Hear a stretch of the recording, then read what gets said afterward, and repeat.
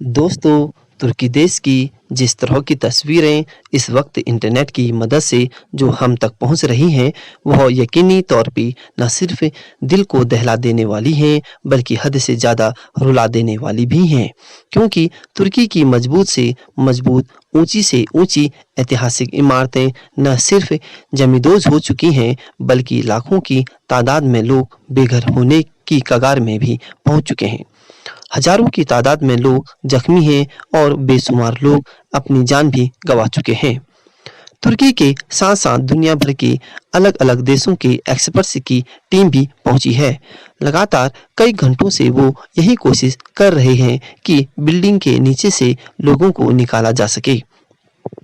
यही वजह है कि इस तरह की बहुत सारी फोटो और वीडियो भी वायरल हो रही हैं, जिसमें यह देखा जा सकता है कि कभी एक बच्चा अपने मरे हुए माँ बाप के लिए रो रहा है, तो कभी कोई माँ बाप है जो अपने बच्चे की खोज कर रहे हैं या फिर वह अपने बच्चे को खो चुके हैं।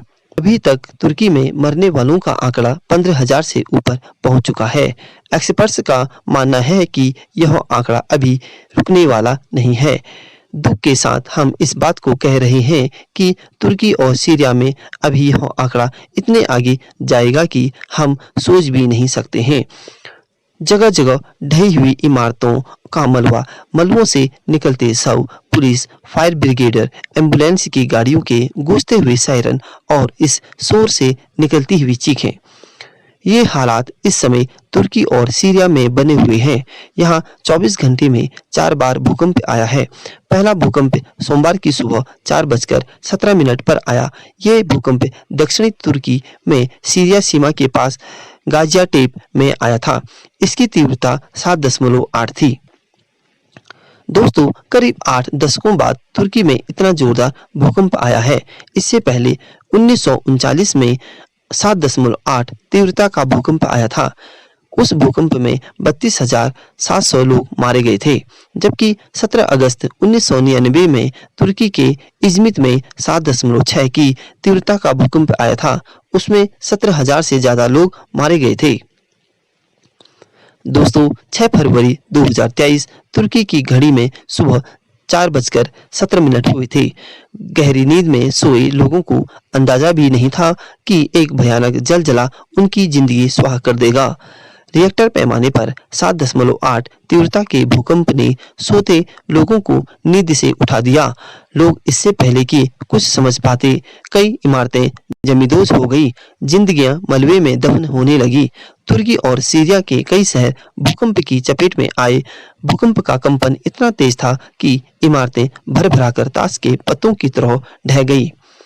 दोस्तों, भूकंप का केंद्र दक्षिणी तुर्की का गाजियाटेप रहा। लोगों के संभलने से पहले चंद मिनटों बाद गाजियाटेप में ही रिएक्टर स्केल पर 6.4 तीव्रता का एक और झटका खौफ पैदा कर गया। दुर्भाग्य से यह जलजला यही नहीं थमने वाला था। 6.5 तीव्रता के एक और झटके ने लोगों की सांसें थाम दी। ये शुरुआती झटके मालाटाया, सन्नी उर्फा, ओस्मानिये और दियारबाकिर सहित 11 प्रांतों में तबाही का मंजर छोड़ गए। दोस्तों, तुर्की में भूकंप आना आम बात है, क्योंकि यह देश भूकंप की दृष्टि से अत्यंत संवेदनशील क्षेत्र में आता है। ऐसे क्षेत्र जहां पृथ्वी की सतह के नीचे 3 टेक्टोनिक प्लेट्स लगातार एक दूसरे के साथ घर्षण करती हैं। कम से कम 2000 साल से तुर्की भूकंप का सामना कर रहा है। 17वीं शताब्दी में कई शहर इस आपदा में तबाह हो गए थे। दोस्तों, धरती के भीतर मुख्य तौर पे 7 प्लेट्स हैं, जिन्हें टेक्टोनिक प्लेट्स के नाम से जाना जाता है। ये प्लेट्स लगातार घूमती रहती हैं। भूकंप के आने की मुख्य वजह धरती के अंदर इन प्लेटों का टकराना है। जब ये प्लेटें किसी जगह पर आपस में टकराती हैं, तो वहाँ फॉल्ट लाइन जोन बन जाता है और सतह के कोने मुड़ जाते हैं। सतह के कोने मुड़ने की वजह से वहाँ दबाव बनता है और प्लेट्स टूटने लगती हैं। इन प्लेट्सों के टूटने से अंदर की एनर्जी बाहर आने का रास्ता खोजती है, जिसकी वजह से धरती हिलती है। उसी की वजह से भूकंप आता है। तुर्की 4 टेक्टोनिक प्लेटों के जंक्शन पर बसा हुआ देश है। 4 टेक्टोनिक प्लेट्सों में से किसी भी प्लेट में जरा सी हलचल होने पर पूरे इलाके में भूकंप आ जाता है। करीब 8 दशकों बाद तुर्की में इतना जोरदार भूकंप आया है।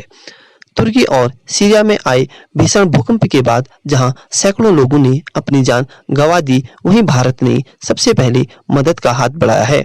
प्रधानमंत्री नरेंद्र मोदी ने तुर्की और सीरिया में आए भूकंप में लोगों की मौत पर सोमवार को शोक व्यक्त किया और कहा कि भारत इस त्रासदी से निपटने में मदद के लिए हर संभव सहायता देने को तैयार है। भूकंप से तबाह होते तुर्की के लिए भारत ने मदद भेजी है। मुसीबत की घड़ी में सहायता भेजने पर तुर्की ने भारत की तारीफ की है। भारत में तुर्की के राजदूत फिरात सुनेल ने ट्वीट कर कहा कि मुश्किल समय में काम आने वाला ही सच्चा दोस्त होता है। भारत का तहे दिल से शुक्रिया।